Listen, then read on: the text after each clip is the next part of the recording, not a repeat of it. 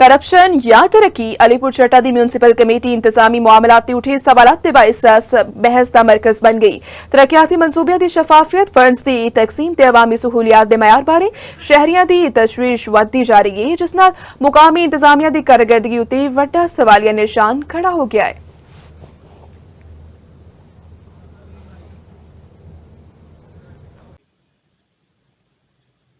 जी बिल्कुल अलीपुर ਚੱਠਾ ਦੇ ਵਿੱਚ ਤਰੱਕੀ ਦੇ ਨਾਂ ਤੇ ਨਵਾਂ ਸ਼ੋਰ ਸੁਣਨ ਨੂੰ ਮਿਲ ਰਿਹਾ ਹੈ। ਕਦੀ 112 ਮਿਲੀਅਨ ਰੁਪਏ ਦਾ ਬਿਊਟੀਫਿਕੇਸ਼ਨ ਪ੍ਰੋਗਰਾਮ ਤੇ ਕਦੀ 30000 ਮਿਲੀਅਨ ਰੁਪਏ ਦਾ ਸੀਵਰੇਜ, ਪਾਰਕਸ ਤੇ ਸਟੇਟ ਲਾਈਟ ਦੇ ਮਨਸੂਬੇ ਸੁਣਨ ਨੂੰ ਮਿਲ ਰਹੇ ਨੇ। ਇਹ ਸਾਰਾ ਕੁਝ ਲਿਆਉਣ ਤੇ ਫੰਡ ਮਨਜ਼ੂਰ ਕਰਾਉਣ ਲਈ ਹਲਕਾ ਐਮਪੀਏ ਅਦਨਾਨ ਅਫਜ਼ਲ ਚੱਠਾ ਦੀਆਂ ਬੜੀਆਂ ਵੱਡੀਆਂ ਕਾਬਸ਼ਾਂ ਨੇ, ਜਿਹਨੂੰ ਅਲੀਪੁਰ ਚੱਠਾ ਦੀ ਬਲਕਿ ਹਲਕੇ ਪੂਰੇ ਦੀ ਆਵਾਮ ਸਰਾਹ ਰਹੀ ਹੈ। ਪਰ ਆਵਾਮ ਦੇ ਦਿਲ ਵਿੱਚ ਸਵਾਲ ਸੁਲਗ ਰਿਹਾ ਹੈ, ਇਹ ਮਨਸੂਬੇ ਹਕੀਕਤ ਵਿੱਚ ਆਵਾਮ ਲਈ ਨੇ ਜਾਂ ਫਿਰ ਕਿਸੇ ਦੀਆਂ ਜੇਬਾਂ ਭਰਨ ਲਈ ਨੇ। Chief officer municipal committee Gulrez Afzal ਵੜਾਏ ਤੇ ਉਹਨਾਂ ਦੇ ਹਾਮੀ ਤਰੱਕੀ ਦੇ ਨਾਅਰੇ ਲਾ ਰਹੇ ਨੇ, ਪਰ ਸ਼ਹਿਰ ਦੇ ਲੋਕ ਕਹਿ ਰਹੇ ਨੇ ਮਾਜ਼ੀ ਵਿੱਚ ਕਰੋੜਾਂ ਰੁਪਏ ਦੇ ਫੰਡ ਆਏ, ਠੇਕੇ ਹੋਏ, ਫੈਲਾਂ ਚੱਲੀਆਂ, ਪਰ ਸ਼ਹਿਰ ਉੱਦਾਂ ਦਾ ਉੱਦਾਂ ਹੀ ਹੈ। ਗਲੀਆਂ ਟੁੱਟੀਆਂ ਨੇ, ਸੀਵਰੇਜ ਬੰਦ ਹੈ, ਪਾਰਕਸ ਵੀਰਾਨ ਨੇ। ਆਵਾਮ ਪੁੱਛ ਰਹੀ ਏ ਇਹ ਕਰੋੜਾਂ ਰੁਪਏ ਕਿੱਥੇ ਗਏ।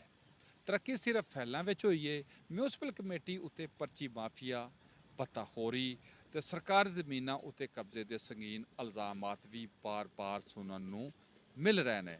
ਬਾਜ਼ਾਰਾਂ ਵਿੱਚ ਪਰਚੀ ਮਾਫੀਆ ਦਾ ਰਾਜ ਤੇ ਕਬਜ਼ਾ ਗਰੁੱਪਾਂ ਦੀਆਂ ਮੌਜਾਂ ਲੱਗੀਆਂ ਹੋਈਆਂ ਨੇ। ਇਹ ਸਾਰਾ ਕੁਝ ਦੇਖ ਕੇ ਤੇ ਕੁਝ ਦਰਬਾਰੀ ਲਿਖਾਰੀ ਜਿਹੜੇ ਨੇ ਇਸ ਹਕੀਕਤ ਨੂੰ ਛੁਪਾਉਣ ਲਈ ਕੋਸ਼ਿਸ਼ ਕਰ ਰਹੇ ਨੇ ਤੇ ਝੂਠੀਆਂ ਤਾਰੀਫਾਂ ਨਾਲ ਕਰਪਸ਼ਨ ਨੂੰ ਤਰੱਕੀ ਬਣਾ ਕੇ ਪੇਸ਼ ਕਰ ਰਹੇ ਨੇ। ਆਵਾਮ ਨੂੰ ਡਰ ਏ ਇਹ ਇੰਨੀ ਵੱਡੀ ਖਤੀਰ ਰਕਮ ਜਿਹੜੀ ਏ ਪੁਰਾਣੇ ਫੰਡ ਵਾਂਗੂ ਗੁੰਮਨਾਮ ਨਾ ਹੋ ਜਾਏ। ਆਵਾਮ ਮੁਤਾਲਬਾ ਕਰ ਰਹੀ ਏ ਪਹਿਲੇ ਪਿਛਲੇ ਫੰਡਾਂ ਦਾ ਮੁਕੰਮਲ ਆਡਿਟ ਕੀਤਾ ਜਾਏ, ਕਬਜ਼ਾ ਮਾਫੀਆ ਦੇ ਖਿਲਾਫ ਕਾਰਵਾਈ ਕੀਤੀ ਜਾਏ, ਪਰਚੀ ਮਾਫੀਆ ਤੇ ਪੱਤਾਖੋਰੀ ਦਾ ਮੁਕੰਮਲ ਖਾਤਮਾ ਤੇ ਠੇਕੇਦਾਰੀ ਦਾ ਨਿਜ਼ਾਮ ਬਿਲਕੁਲ ਸ਼ਫਾਫ ਕੀਤਾ ਜਾਏ।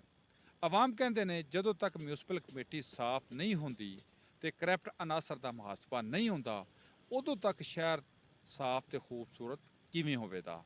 ਆਖਰ ਤੇ ਸਨ ਨਿਊਜ਼ ਵੀ ਇਹ ਸਵਾਲ ਕਰਦਾ ਹੈ, ਤਰੱਕੀ ਵਾਕਈ ਹੋਵੇਗੀ ਜਾਂ ਫਿਰ ਬਿਊਟੀਫਿਕੇਸ਼ਨ ਪ੍ਰੋਗਰਾਮ ਦੇ ਨਾਂ ਤੇ ਲੁੱਟ ਮਾਰ ਹੋਵੇਗੀ। ਜੀ।